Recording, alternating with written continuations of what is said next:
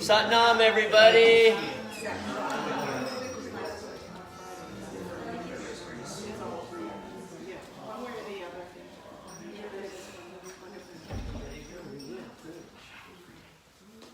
Satnam, Chatty Cathy's, what do they call it? So I just wanted to thank Veronica for leading such a beautiful meditation. Yeah, it was so cool. So just to show you like how evolution happens, and it's you know, that concept of the video we saw for those of you in the training about the jumping Jesus concept. You know how information is traveling so fast, and we're able to do things like so much more efficient and quicker than we used to be. So when I was going through my own 200-hour teacher training 12, 13 years ago, something like that, I could have never done what she just did. Like when I was at that point in my particular teacher training, she's about 25 or 50 hours into her teacher training right now. And if I was asked to lead something like she just did in front of a group of people, it wouldn't have been happening. I mean, so just to show you how times are really changing. You know, even morphing from like the first training that we did at GDF, I wouldn't have people leading what she just did until they went through the complete teacher training. So just from then till now, next week Rebecca's going to lead. Just from then till now, it's constantly morphing. So we're constantly in that speeding up. It's like the time is now. Like we don't always have the convenience to just have everything set up so perfect for us where we think, oh, now I'm ready. You know what? You need to be ready at all times in life. Whether, you know, going through teacher training is just a great example, because when you're going through teacher training, you're putting yourself into a situation where you just don't know, and you just don't really understand how crazy things can get, because you've made this commitment and there's all this time involved, and you have your life going and you have your work, and how am I going to get away, and how can I, you know, afford to do this, and all that kind of stuff comes into play. But you just start to learn to figure it out. And you figure it out as you go along when you're in it and you're doing it. And, you know, so for me right now, being on this Facebook Live is like, it's totally new for me. And I'm not really that comfortable with it. You know what I mean? I'm not like crazy about it. But I know that it's the evolution for me to be the teacher. I understand that. So I go along with it.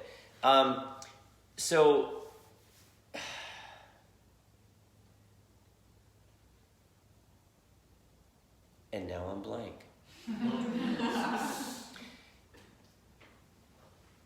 And the reason why I'm blank is because we just chanted the miracle mantra for 11 minutes.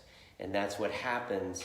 That's the beauty of the Kundalini, is it takes whatever was on your mind and just kind of goes, just sucks the life out of it.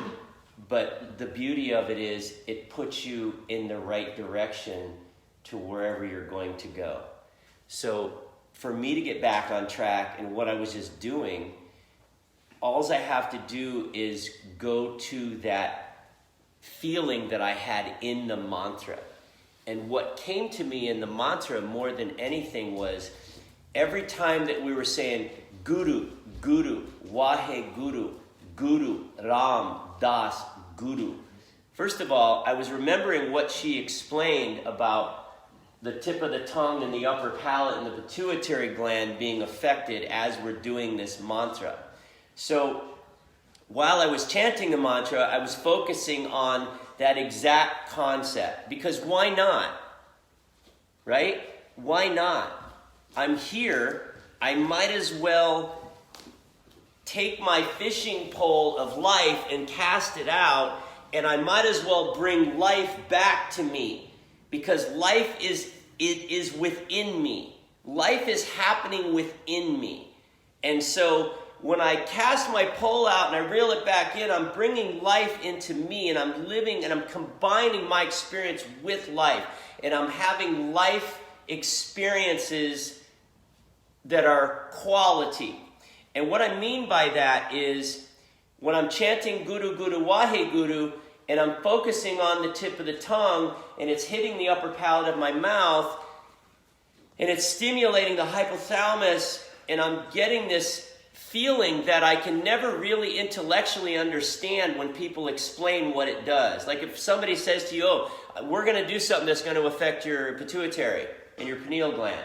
You're like, woohoo, let's do it, right? But when you feel it and you take it and you reel it in and you bring that experience to you, now all of a sudden, I know exactly what people are telling me it means. Now all of a sudden, I don't have to just go off, oh, that's what this is. Oh, this is Kundalini Yoga, and it's a technology.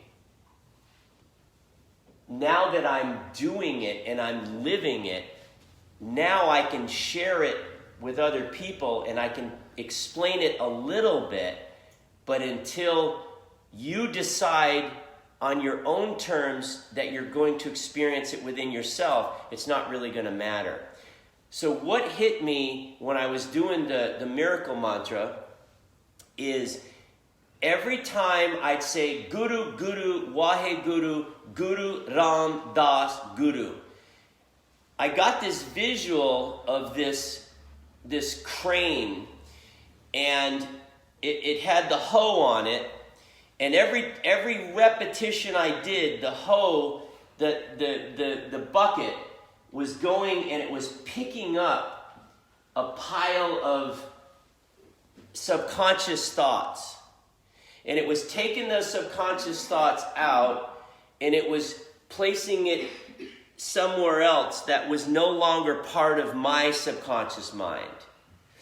And in that, I was noticing how far it had to go.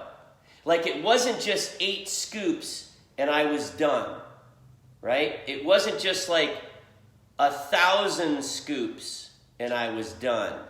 It was one little piece of particle of my subconscious mind every time I focused and said the words and focused on the tongue.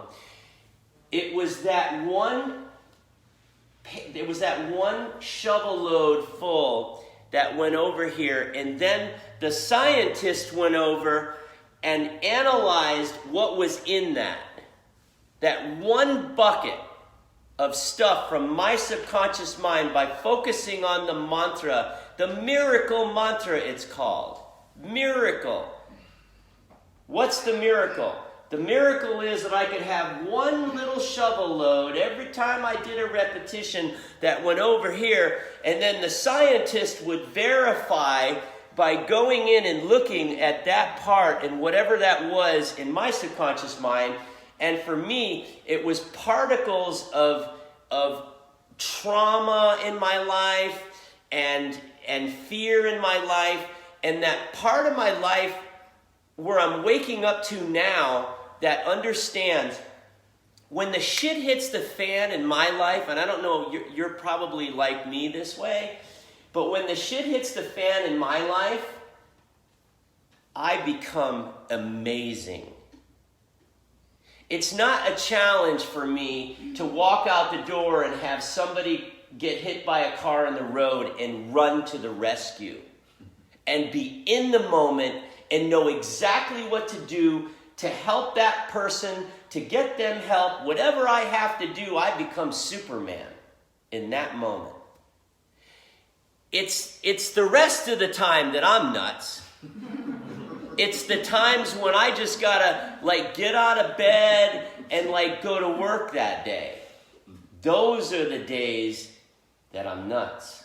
And so as I shovel in every time in the mantra, in the miracle mantra, and it takes a little piece and it puts it over here, the scientist opens that compartment up, and what I'm learning from it is how much time I've wasted in being normal. In like, for example, when you led the meditation this morning, Veronica said, just inhale and exhale out your mouth. And when we did that, what I realized is if I just went all day long doing that, I would have no problems in my life. In other words, my mind could no longer control me in a normal environment. If I just went through my day and went, not just sitting here or sitting there, but like when I walked out the door and I'm on my way to my truck and my phone's buzzing. If I just went, it would have no effect on me. And that's part of what I learned doing that miracle mantra. But mainly, it was from the repetition of it, every time I do it, the technology of the Kundalini Yoga, a big part of that is the power of mantra and chanting. And how it really does put my mind in a place to be able to move forward and give myself another opportunity of not being like just living in my stuff, you know? So I just went from completely going blank to now being able to just move forward in something that was guiding me, right? And here we go from here. We'll just stay in this. We'll do some Kundalini Yoga. And I just want you to, as you go along in class today, I want you to recognize how much of your mind is in control of whatever limitations come up in the practice today. How much of your mind is telling you, I don't want to do this anymore, I can't do this anymore, that's enough for me. How much of your mind is doing that? And I want you to challenge your mind, because your mind is it's like a little baby. Your mind needs to be trained. And when your mind becomes trained, your mind goes from saying things like that, oh, my arms have been up long enough, I think that's about it for me today. Or, my shoulders hurt. My shoulders are sore. Okay? When you train your mind goes from that to, now I'm getting to the good stuff.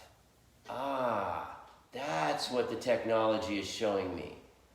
My lymph nodes are starting to produce, my nervous system is starting to kick in. That's the good stuff. So that's more of a trained mind. When you train your mind, it now goes from one thing and it starts really supporting you.